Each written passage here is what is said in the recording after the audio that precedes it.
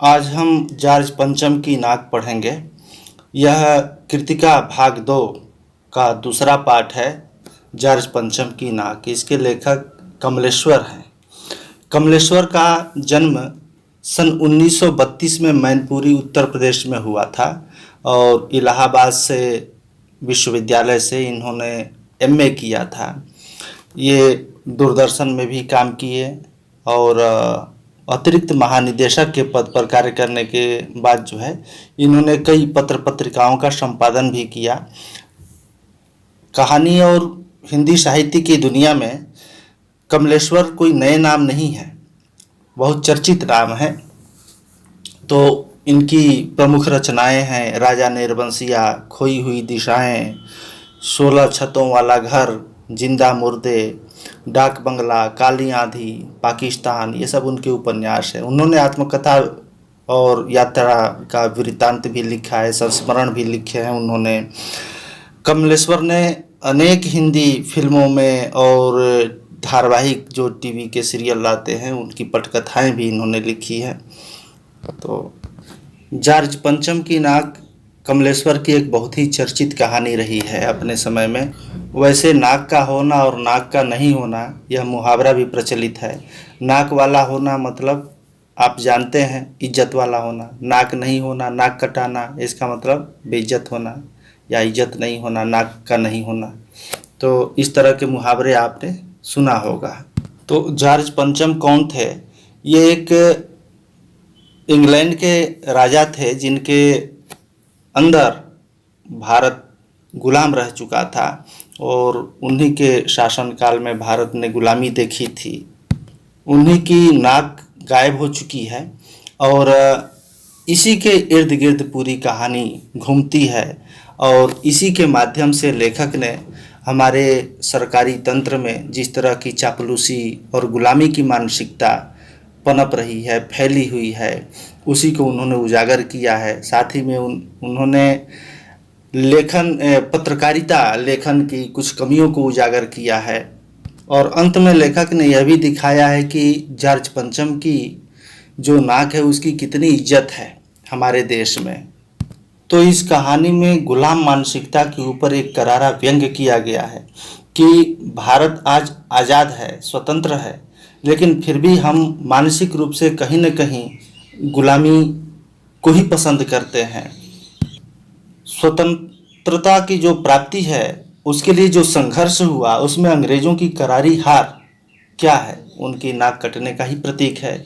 लेकिन स्वतंत्रता प्राप्ति के बाद भी भारत में जगह जगह अंग्रेजी शासकों की मूर्तियां आज भी मौजूद हैं जो हमारी गुलामी या परतंत्र मानसिकता को दर्शाती हैं। आज भी भारत में बहुत से अंग्रेजों की मूर्तियां हैं, जैसे जॉर्ज पंचम की मूर्ति है।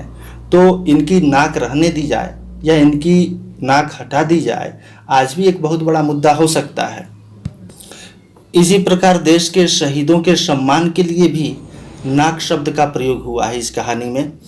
उनकी नाक को जॉर्ज पंचम की नाक से बड़ा बताया गया है, देश के शहीदों की नाक को। लेकिन अंत में जो हुक्मरान हैं जॉर्ज पंचम की नाक स्थापित करने के लिए एक जिंदा नाक लगवा देते हैं, अर्थात देश के सम्मान की बलि दे दी जाती है। तो इस प्रकार पूरी व्यंग रचना में नाक मान सम्मान और प्रतिष्ठा का ही प्रतीक बनकर उभरा है। इसी को इस कहानी के माध्यम से हम देखेंगे। आइए अब पाठ को देखते हैं। यह बात उस समय की है जब इंग्लैंड की रानी एलिजाबेथ द्वितीय मैं अपने पति के हिंदुस्तान पधारने वाली थी। एलिजाबेथ द्वितीय यानी सेकेंड। अखबारों में उनकी चर्चा हो रही थी। रोज़ लंदन के अखबारों से खबरें आ रही थी कि शाही दौरे के लिए कैसी कैसी तैयारियां हो रही हैं। रानी एलिजाबेथ का दर्जी परेशान था कि हिंदुस्तान, पाकिस्तान और नेपाल के दौरे पर रानी कब क्या पहनेगी। तो इंग्लैंड की रानी तो एक महत्वपूर्ण और प्रतिष्ठित हैं अपने देश के लिए, तो जाहिर सी बात है कि अखबारों में उनकी खबरें आएंगी कि शाही दौरे पर जा रही हैं महारानी, एक ही साथ हिंदुस्तान, पाकिस्तान और नेपाल के दौरे पर जा रही हैं, तो कब कब क्या क्या पहनेंगी। तो दर्जी परेशान था इसी के लिए और उनका सेक्रेटरी और शायद जासूस भी उनके पहले ही इस महाद्वीप का तूफानी दौरा करने वाला था। आखिर कोई मजाक तो था नहीं, जाहिर सी बात है कोई मजाक नहीं था, महारानी यात्रा करे। जमाना चूंकि नया था, फौज फाटे के साथ निकलने के दिन बीत चुके थे, इसलिए फोटोग्राफी की फौज तैयार हो रही थी। भाई एक ज़माना था जबकि राजा महाराजा लोग निकलते थे तो उनके साथ सैनिक निकलते थे, घोड़े निकलते थे, उनके साथ हथियारबंद सिपाही होते थे, अधिकारी होते थे। लेकिन अब वो तो ज़माना रहा नहीं, एक नया ज़माना आ गया। इस ज़माने में क्या है कि सबसे बड़ी फौज फोटोग्राफी होती है, क्योंकि फोटोग्राफी के माध्यम से ही वो सूचना बनती है, समाचार बनता है, अखबारों में वो फोटो जाता है, तो एक पूरा प्रचार तंत्र इसमें लग जाता है खबरों का। इंग्लैंड के अखबारों के कतरने हिंदुस्तान के अखबारों में दूसरे दिन छिपकी नज़र आती थी। मतलब ये है कि जब जो खबर वहाँ के इंग्लैंड के अखबारों में छपती थी, वो खबर दूसरे दिन ठीक हूबहू वैसे ही भारत के अखबारों में छप जाती थी कि रानी ने ऐसा हल्के नीले रंग का सूट बनवाया है जिसका रेशमी कपड़ा हिंदुस्तान से मंगाया गया है, कि करीब 400 पाउंड का खर्चा उस सूट पर आया है।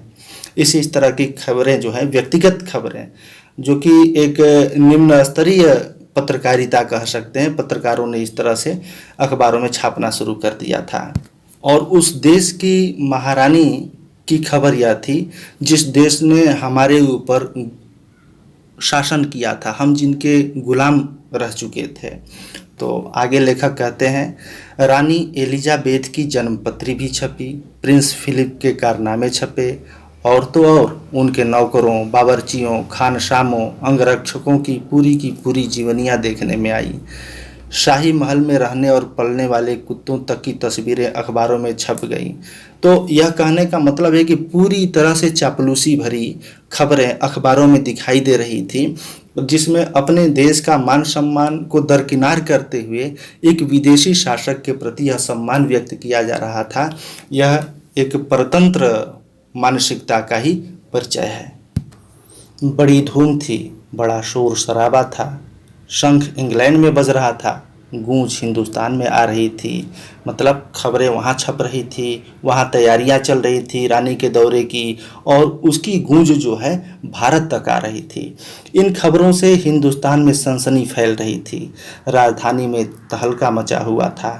जो रानी 5,000 रुपये का रेशमी सूट पहनकर पालम के हवाई अड्डे पर उतरेगी, उसके लिए कुछ तो होना चाहिए। कुछ क्या, बहुत कुछ होना चाहिए। जाहिर सी बात है कि बहुत महत्वपूर्ण तरीके से उनको पेश किया जा रहा था, जिसके बावर्ची पहले महायुद्ध में जान हथेली पर लेकर लड़ चुके हैं, उसकी शान शौकत के क्या कहने। और वही रानी दिल्ली आ रही है। नई दिल्ली ने अपनी तरफ देखा और बेसाख्ता मुंह से निकल गया, वह आए हमारे घर, खुदा की रहमत। कभी हम उनको, कभी अपने घर को देखते हैं। यह एक शेर कहा गया है और इसका मतलब यही है कि दिल्ली ने अपनी ओर देखा और मुंह से निकल गया, दिल्ली ने अपने आप को देखा और मुंह से यही निकला कि वो आए, अर्थात महारानी आई, तो यह खुदा की रहमत, ईश्वर की कृपा है जो कि महारानी हमारे देश में आई। कभी हम उनको देखते हैं, कभी अपने घर को, अपनी असलियत को देखते हैं कि हमारे घर में क्या है।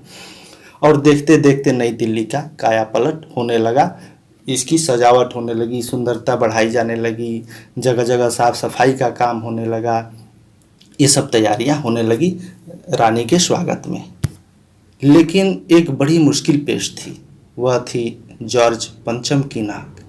नई दिल्ली में सब कुछ था, सब कुछ होता जा रहा था, सब कुछ हो जाने की उम्मीद थी, पर जॉर्ज पंचम की नाक बड़ी मुसीबत थी। नई दिल्ली में सब था, सिर्फ नाक नहीं थी।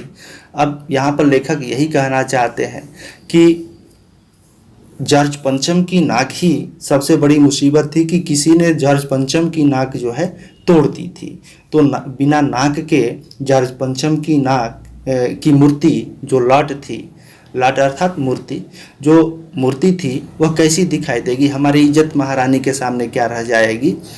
तो इसीलिए यहाँ कहा गया है कि सब कुछ था दिल्ली में और सब तैयारियां होती जा रही थी, लेकिन एक जॉर्ज पंचम की जो नाक थी वही सबसे बड़ी मुसीबत बनती जा रही थी कि उसकी नाक किसी ने तोड़ दी थी।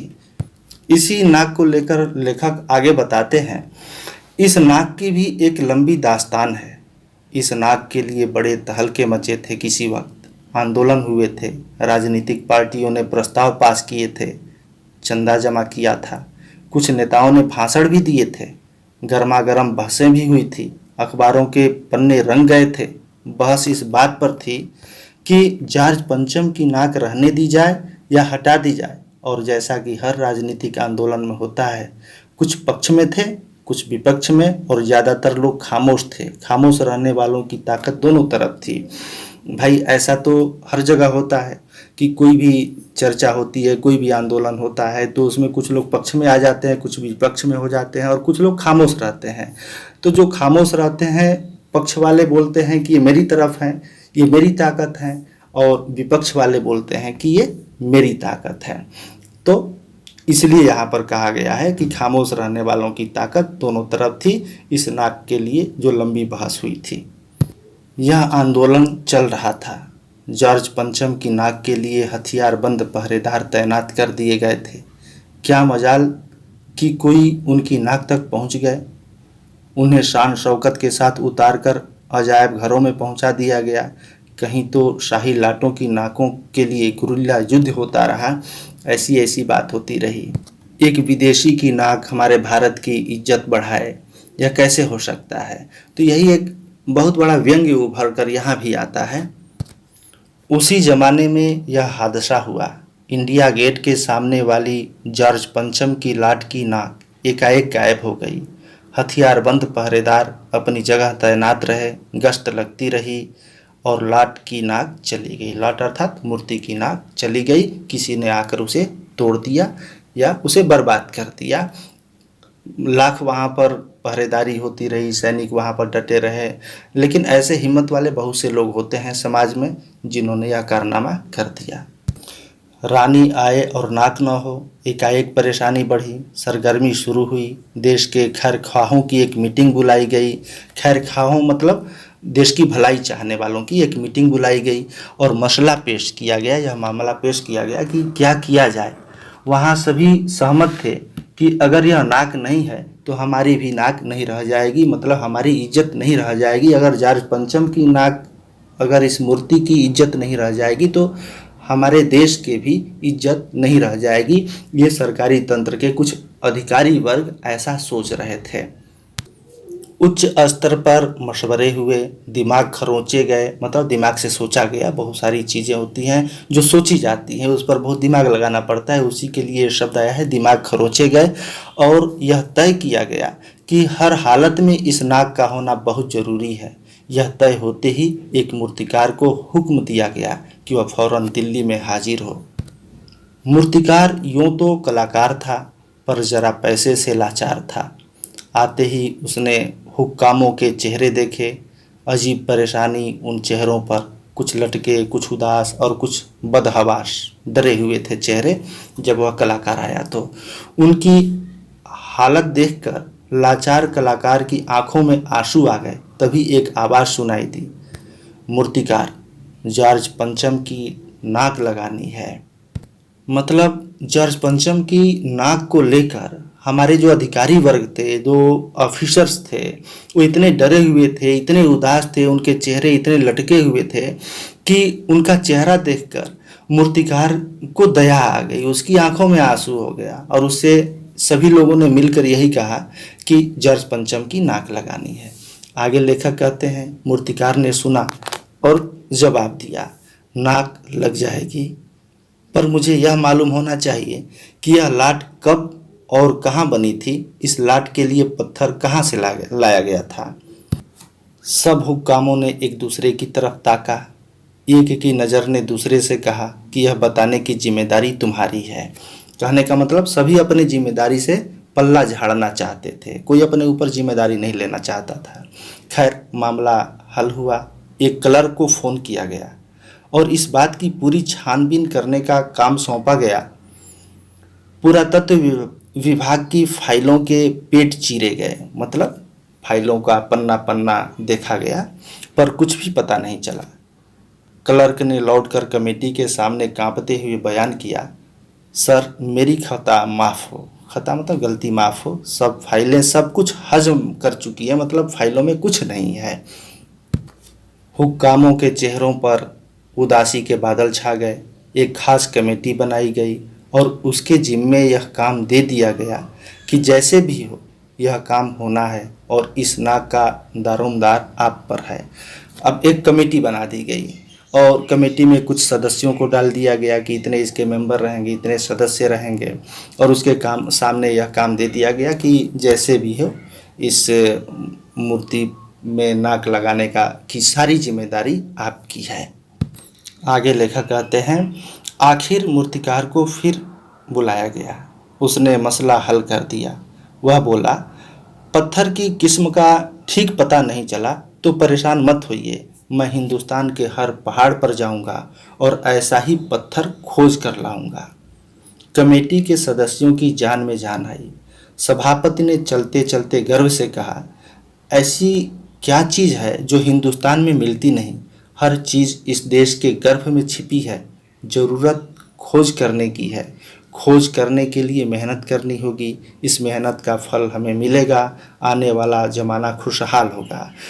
तो ऐसी भाषणबाजी तो बड़े बड़े अधिकारी किया करते हैं लोगों को सुनाने के लिए। जाहिर सी बात है, सच्चाई भी है कि हिंदुस्तान के गर्भ में तो सब कुछ है, हमारे अंदर सब कुछ है। खोज करने की ज़रूरत है, कोशिश करने की ज़रूरत है, और जब हम मेहनत करते हैं, खोज करते हैं तो सफलता भी मिलती है।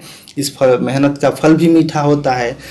तो लेकिन यहाँ पर एक व्यंग्य है और एक चापलूसी भरी मानसिकता दिखाई दे रही है जब वो कहते हैं कि हम जो मेहनत करेंगे इस खोज करने के लिए और इस मेहनत का हमें फल मिलेगा, आने वाला ज़माना खुशहाल होगा। तो क्या कहना चाहते हैं? मूर्ति की नाक लग जाएगी तो आने वाली हमारे जो नस्लें हैं, ज़माना है, उनको इसका फ़ायदा मिलेगा। अब किस तरह का फ़ायदा मिले, अब वो जाने। यही तो व्यंग्य है यहाँ पर। यह छोटा सा भाषण फौरन अखबारों में छप गया। आगे लेखक कहते हैं, मूर्तिकार हिंदुस्तान के पहाड़ी प्रदेशों और पत्थरों की खानों के दौरे पर निकल पड़ा। जहाँ से पत्थर निकलते हैं वहाँ तक निकल पड़ा, पहाड़ों पर निकल पड़ा। कुछ दिन बाद वह हताश लौटा। उसके चेहरे पर लानत बरस रही थी। उसने सिर लटकाकर खबर दी, हिंदुस्तान का चप्पा चप्पा खोज डाला, पर इस किस्म का पत्थर कहीं नहीं मिला। यह पत्थर विदेशी है। तो यहाँ पर उसकी लाचारी दिखाई दे रही है। और सबसे बड़ी चीज़ ये कि जब उसके पास पत्थर था ही नहीं और नाक की नाप भी नहीं थी, तो किस लिहाज से क्या वो मिला रहा था, यह भी तो अधिकारियों को समझना चाहिए कि जब उसकी कोई नमूना उसका कोई नहीं था मूर्ति का, तो वह क्या लेकर किस चीज़ से नाप तोल कर रहा था, मिला रहा था कि ऐसा पत्थर नहीं मिला। तो अधिकारी वर्ग इधर से भी निश्चिंत थे। इसका मतलब यह है कि वह मूर्तिकार सबको बेवकूफ़ बना रहा था। तो एक ये भी बात है। सभापति ने तैश में आकर कहा, लानत है आपकी अक्ल पर। विदेशी की सारी चीज़ें हम अपना चुके हैं, दिल दिमाग तौर तरीके रहन सहन। जब हिंदुस्तान से बाल डांस तक मिल जाता है तो पत्थर क्यों नहीं मिल सकता है? यह भी एक गुलामी भरी मानसिकता का परिचायक है। यह सेंटेंस, पूरा वाक्य ही, कि हम पूरे दिल दिमाग से अपना चुके हैं उस विदेशी तौर तरीकों को, तो भाई पत्थर क्यों नहीं मिल सकता है, इसको भी हम विदेशी बना सकते हैं। तो मूर्तिकार चुप खड़ा था। सहसा उसकी आंखों में चमक आ गई, मतलब एक उम्मीद की रोशनी जगी। उसने कहा, एक बात मैं कहना चाहूँगा, लेकिन इस शर्त पर कि यह बात अखबार वालों तक न पहुँचे। सभापति की आंखों में भी चमक आई। चपरासी को हुक्म हुआ और कमरे के सब दरवाजे बंद कर दिए गए। तब मूर्तिकार ने कहा, देश में अपने नेताओं की मूर्तियां भी हैं। अगर इजाज़त हो और आप लोग ठीक समझें, मेरा मतलब है तो जिसकी नाक इस लाट पर ठीक बैठे उसे उतार लिया जाए। मतलब यह है कि अपने देश के जो बड़े बड़े नेता हैं उनकी जो मूर्तियां लगी हुई थी उनकी नाक लगाकर, और जॉर्ज पंचम की मूर्ति पर वह नाक लगाने की बात कर रहा था, और इसी के लिए उसने दरवाजे को बंद करवाया था और यह आश्वासन लिया था कि ये खबर अखबारों में न जाए। सब ने सबकी तरफ देखा, सबकी आंखों में एक क्षण की बदहवासी के बाद खुशी तैरने लगी। सभी एक क्षण के लिए तो डरे भाई, उसके बाद खुशी तैरने लगी। सभापति ने धीमे से कहा लेकिन बड़ी होशियारी से, मतलब इस काम के लिए भी वो राजी हो गए कि हमारे देश के जो नेता हैं बड़े बड़े, उनका भी सम्मान ये अधिकारी जो है बेच देना चाहते हैं। उस जॉर्ज पंचम की इज्जत को बचाने के लिए अपने देश के नेताओं की इज्जत भी नीलाम करने पर उतारू हो चुके थे। और मूर्तिकार फिर देश दौरे पर निकल पड़ा। जॉर्ज पंचम की खोई हुई नाक का नाक उसके पास था, मतलब जो खोई हुई नाक थी उसका नाप वो ले लिया था। दिल्ली से वह बम्बई पहुंचा। दादा भाई नौरोजी, गोखले, तिलक, शिवाजी, कासवस जी, जहांगीर, सबकी नाकें उसने टटोली, नापी और गुजरात की ओर भागा। वहाँ पर किसकी मूर्ति थी? तो गांधी जी, सरदार पटेल, विट्ठल भाई पटेल, महादेव देसाई की मूर्तियों को परखा और बंगाल की ओर चला। बंगाल में किन की मूर्तियाँ देख रहा है? गुरुदेव रविंद्रनाथ, सुभाष चंद्र बोस, राजा राम मोहन राय आदि को भी देखा, नापा, जोख की और बिहार की तरफ चला। बिहार होता हुआ उत्तर प्रदेश की ओर भागा। अब उत्तर प्रदेश में किन की मूर्तियां हैं? तो चंद्रशेखर आज़ाद, बिस्मिल, मोतीलाल नेहरू, मदन मोहन मालवीय की लाटों के पास गया। घबराहट में मद्रास भी पहुंचा। सत्यमूर्ति को भी देखा और मैसूर, केरल आदि सभी प्रदेशों का दौरा करता हुआ पंजाब पहुंचा।